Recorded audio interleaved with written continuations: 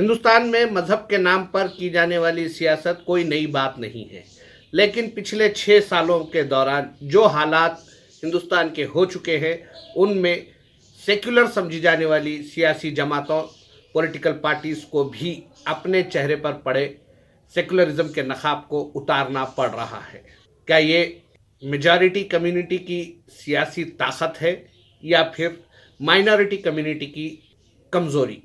हिंदुस्तान पर बरसों तक हुकूमत करने वाली कांग्रेस, जो खुद को सेक्युलर साबित करने की बार बार कोशिश करती रही है और इस बात का दावा किया जाता रहा है कि कांग्रेस एक सेक्युलर सियासी जमात है जो नहीं चाहती कि हिंदू मुस्लिम मुनाफिरत पैदा हो, हिंदुस्तान में हिंदू मुस्लिम एक साथ रहे, हिंदुस्तान में अमन व एकजहती बरकरार रहे, इस बात की कोशिश कांग्रेस करती रही है, ये दावा किया जाता रहा है। लेकिन अब जबकि 6 साल के दौरान मुल्क भर में फ़िरक़ावारियत को काफ़ी ज़्यादा हवा दी जा रही है, फ़िरक़ावाराना तासुब बढ़ता जा रहा है, हिंदुत्व ज़हनियत मजबूत होती जा रही है, ऐसे में कांग्रेस अपने चेहरे पर पड़े नकाब को उतारने की कोशिश में मसरूफ़ हो चुकी है। कांग्रेस की स्टूडेंट विंग यानी NSUI, national students union of India, Ram मंदिर के लिए चंदा इकट्ठा कर रही है। जी हाँ, ऐसा नहीं है कि कांग्रेस के किसी बड़े लीडर ने राम मंदिर की तामीर में चंदा नहीं दिया है। कई बड़े लीडरों ने, जो अब तक सेक्युलर समझे जाते रहे हैं, उन्होंने राम मंदिर की तामीर के लिए चंदा देते हुए ये कहा है कि वो अपने बिलीफ, अपने यकीन और अपने मजहब की बुनियाद पर राम मंदिर की तामीर में चंदा दे रहे हैं। राम मंदिर की तामीर में चंदा देना, किसी राम भक्त का राम मंदिर की तामीर में चंदा देना कोई बुरी बात नहीं है। यकीनन जो जिस मजहब का मानने वाला है, उस मजहब की इबादतगाहों की तामीर में उसका अपना रोल होना चाहिए, लेकिन राम मंदिर की तामीर के लिए जो चंदा दे रहे हैं उन्हें इस बात पर भी गौर करना चाहिए कि वो किस मुकाम पर मंदिर की तामीर के लिए चंदा दे रहे हैं। अगर वो अयोध्या में बाबरी मस्जिद की जगह पर बनाई जाने वाली राम मंदिर के लिए चंदा दे रहे हैं तो इसका मतलब ये है कि वो ये मानते हैं कि ये श्री रामचंद्र जी की जाए पैदाइश है, उनका बर्थ प्लेस है, इसीलिए यहाँ पर मंदिर बनना चाहिए। NSUI की जानिब से चंदा इकट्ठा करना शुरू किया गया है। 1 रुपया राम के नाम का नारा दिया जा रहा है। स्टूडेंट्स में घूम घूम कर NSUI चंदा इकट्ठा करेगी। राम मंदिर का चंदा इकट्ठा करने के लिए विश्व हिंदू परिषद ने जिम्मेदारी ली। इसका फ़ायदा यकीनन भारतीय जनता पार्टी को होगा। भारतीय जनता पार्टी राम मंदिर की तामीर के लिए जो चंदा इकट्ठा कर रही है, उसमें अपना रोल जाहिर करने के लिए कांग्रेस की स्टूडेंट विंग का सरगर्म होना इस बात की दलील है कि राम मंदिर का चंदा वसूल करना सिर्फ भक्ति की अलामत नहीं है, बल्कि इसके पीछे भी बहुत बड़ी सियासत है। चाहे बीजेपी हो या कांग्रेस, दोनों ही हिंदुस्तान के राम भक्तों को गुमराह करते हुए, बेवकूफ़ बनाते हुए चंदा वसूल करने की कोशिश कर रहे हैं। चंदा तो लिया जा रहा है, चंदा वसूल किया जा रहा है, लेकिन सियासी जमातों के विंग्स की जानिब से इस तरह की एक्टिविटी न सिर्फ चंदा वसूल करना है, न सिर्फ राम मंदिर की तामीर में मदद करना है, बल्कि वो हिंदुस्तान के वोटर्स को भी अपनी अपनी पार्टियों की तरफ तवज्जो दिलाने की कोशिश कर रहे हैं। चंदा वसूल करना या ना करना, यह फैसला पार्टियों का अपना हो सकता है, कायदीन का अपना हो सकता है, लेकिन जो लोग चंदा वसूल कर रहे हैं उनके पॉलिटिकल एम्बिशन, उनके सियासी मकसद को नज़र में रखते हुए चंदा दिया जाना चाहिए। अगर कोई राम मंदिर के लिए चंदा देता है, कोई राम भक्त है और चंदा दे रहा है, तो इसमें कोई बुरी बात नहीं, लेकिन जो लोग इसका सियासी फ़ायदा हासिल करने की कोशिश कर रहे हैं वो दरअसल हिंदुस्तान में मज़हब की बुनियाद पर आवाम को तकसीम करने की कोशिश में मसरूफ हैं। हिंदुस्तान की 130 करोड़ की आबादी में अगर सेक्युलर हिंदुस्तानियों का तनासुब देखा जाए तो उसकी एक बड़ी तादाद है जो नहीं चाहता कि मजहब की बुनियाद पर अवाम में तफरीक हो, अवाम दूर हो। इस बड़ी तादाद को नाराज करते हुए सिर्फ हिंदुत्व के मानने वालों, जाफरानी कुव्वतों को खुश करने और हिंदुत्व के प्रमोशन के लिए पॉलिटिकल पार्टीज अगर अपना सेक्युलर किरदार छोड़ देती हैं तो ऐसे में हिंदुस्तान की दूसरी बड़ी अक्सरियत, सेकेंड लार्जेस्ट मेजॉरिटी यानी मुसलमानों का क्या मौक़िफ़ होना चाहिए। अगर मुसलमान इन हालात के बावजूद कांग्रेस के साथ रहते हैं तो यही तसव्वुर किया जाएगा कि मुसलमानों को कांग्रेस के चंदा वसूल करने या ना करने से कोई फ़र्क नहीं पड़ता, लेकिन ऐसा नहीं है। हिंदुस्तानी मुसलमान कांग्रेस की हर उस हरकत पर नज़र रखा हुआ है जो कांग्रेस अपने सेक्युलर आइडियोलॉजी को छोड़कर करने जा रही है, करती आई है।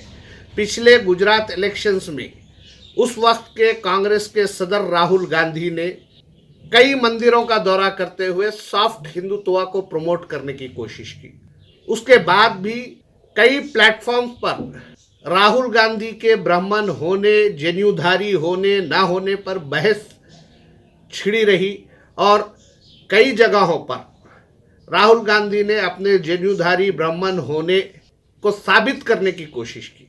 पिछले दिनों राहुल गांधी ने जनूबी हिंद की रियासत तमिलनाडु में अपने दौरों के दौरान भी इस बात को उजागर करने की कोशिश की कि वो एक हिंदुत्ववादी या हिंदू कौम परस्त लीडर हैं, लेकिन उन्हें किस हद तक कामयाबी मिलती है ये एक अलहदा बात है।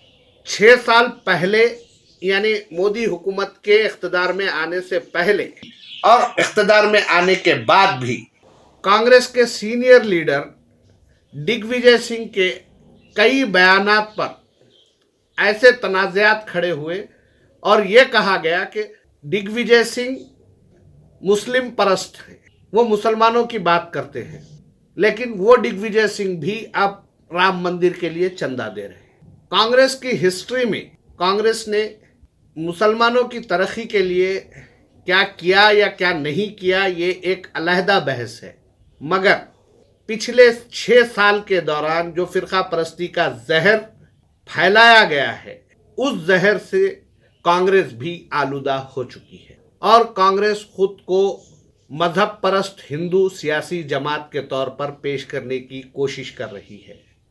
इसी का नतीजा है कि national students union of India की जानिब से भी राम मंदिर की तामीर के लिए चंदा इकट्ठा किया जा रहा है। 2014 से पहले कांग्रेस खुद को सेक्युलर करार देती रही। 2014 के बाद 2019 तक कांग्रेस ने सेक्युलरिज्म का ढंडोरा पीटते हुए हिंदुत्व फोर्सेस से मुकाबले की बात की, लेकिन 2019 के बाद से बल्कि 2018 से ही कांग्रेस के नज़रियात में तेज़ी से तब्दीली देखी जाने लगी। कांग्रेस के खद्दावर लीडर गुलाम नबी आज़ाद ने भी एक मौके पर यहाँ तक कह दिया कि कांग्रेस मुस्लिम लीडर्स को पॉलिटिकल कैंपेन से दूर रख रही है। मैं 4 साल में देख रहा हूँ कि 95 से घटकर 20% हो गया। उसका मतलब है कि देयर इज समथिंग रॉन्ग। मैं दूसरों की मिसाल नहीं कह रहा हूं, मैं अपनी मिसाल देता हूं।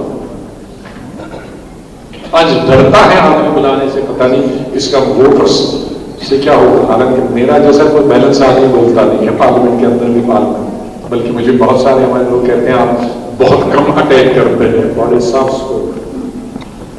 मैं हमेशा कहता हूं कलम तलवार से ज्यादा नुकसान पहुंचाता। यानी अगर उनकी बात को मान लिया जाता है तो ऐसे में इसका मतलब ये निकलेगा कि मुसलमानों के लिए कांग्रेस के दरवाजे बंद हो चुके हैं। अब कांग्रेस भी नहीं चाहती कि मुसलमानों का कोई बड़ा लीडर उसके साथ रहे या कोई बड़ा फिगर मुसलमानों के लिए वो तैयार करे।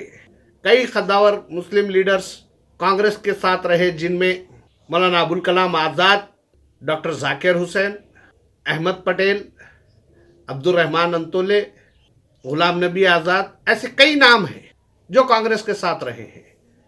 लेकिन अब ऐसी कांग्रेस को क्या मजबूरी पेश आ रही है कि वो मुसलमानों से किनारा कशी इख्तियार करने की कोशिश कर रही है। अगर कांग्रेस का यही रवैया रहता है और कांग्रेस जिस तरह से बाबरी मस्जिद में मूर्तियां रखवाने से लेकर ताला खुलवाने से, शिलान्यास करवाने से, बाबरी मस्जिद की शहादत तक का रवैया इख्तियार करती है, तो ऐसी सूरत में कांग्रेस को आइंदा 10 बरसों के दौरान भी इख्तिदार हासिल नहीं हो पाएगा, क्योंकि कोई सेक्युलर फोर्सेस कांग्रेस के साथ नहीं जाएंगे। 6 दिसंबर 1992 को जब बाबरी मस्जिद शहीद की गई, उस वक्त कांग्रेस का इख्तिदार था। कांग्रेस बाबरी मस्जिद को बचाने में नाकाम रही। उसका नतीजा ये निकला कि कांग्रेस 2004 तक इख्तिदार से दूर रही। 2004 तक, 1992 से 2004 तक इख्तिदार से दूर रहने के बाद जब सोनिया गांधी ने बाबरी मस्जिद मसले पर मुसलमानों से माफ़ी चाही, तो एक मर्तबा फिर मुसलमानों ने कांग्रेस पर एतमाद किया और कांग्रेस को इख्तिदार में लाने में अहम रोल अदा किया। लेकिन 2004 में इख्तिदार हासिल होने के बाद 2004 और 2009 में 2 मर्तबा यूपीए को इख्तिदार हासिल हुआ, लेकिन उसके बावजूद मुसलमानों की तरक्की के बजाय कांग्रेस ने सिर्फ आईना दिखाने का काम किया और एक स्ट्रक्चर कमेटी रिपोर्ट के अलावा कोई ऐसा काम नहीं किया गया जो मुसलमानों के हक़ में फ़ायदेमंद साबित हो सके। और अब 2014 में जब से इख्तिदार गया है, उसके बाद से जो हालात पैदा हो रहे हैं, 6 साल में कांग्रेस ने एक मर्तबा फिर अपने चेहरे से सेकुलरिज्म का नकाब उतार फेंका है और राम मंदिर की तामीर में अपना रोल अदा करने जा रही है।